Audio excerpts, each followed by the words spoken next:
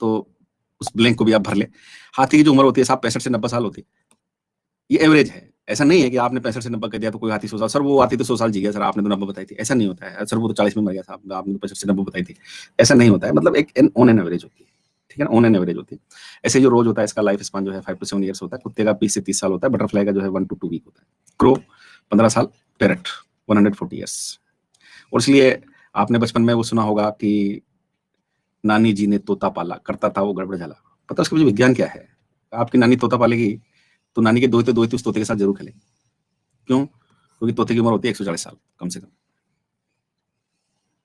उसका scientific reason यही है। ऐसे नहीं कहता पापा जी ने तोता पाला करता था, नानी जी ने तोता पाला करता था वो गड़बड़ झाला, ठीक है।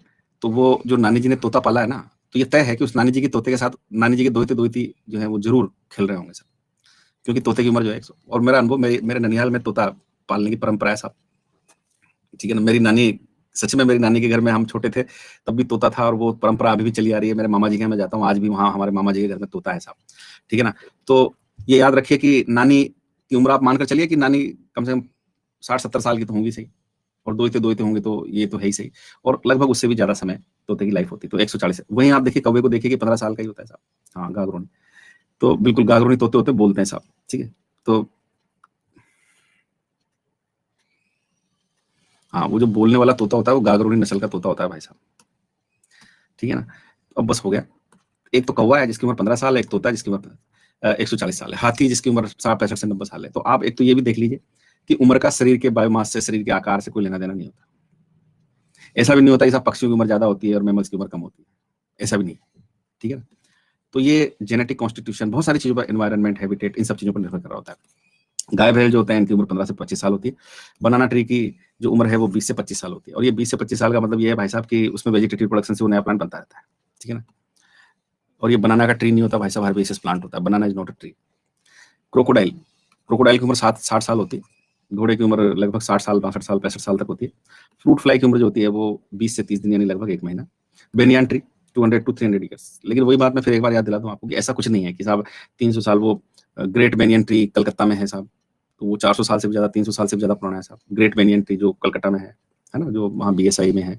सड़कें निकल गई भाई साहब उस पेड़ के नीचे से, इतना बड़ा है वो 300 साल से भी ज्यादा पुराना है साहब। तो बेनियन ट्री है। टोटोइज की उम्र जो होती है 100 से 150 साल होती है, 150 साल तक होता है। राइस प्लांट हो गया, वीट हो गया, 3 से 4 महीने होती है साहब, ठीक है ना। तो ये अलग अलग ऑर्गेनिज्म का लाइफ स्पान है, ठीक है, ठीक है।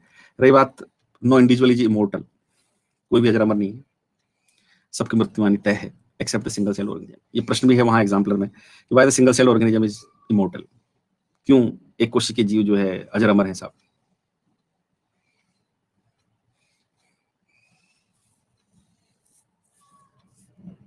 चलिए, सही बात है।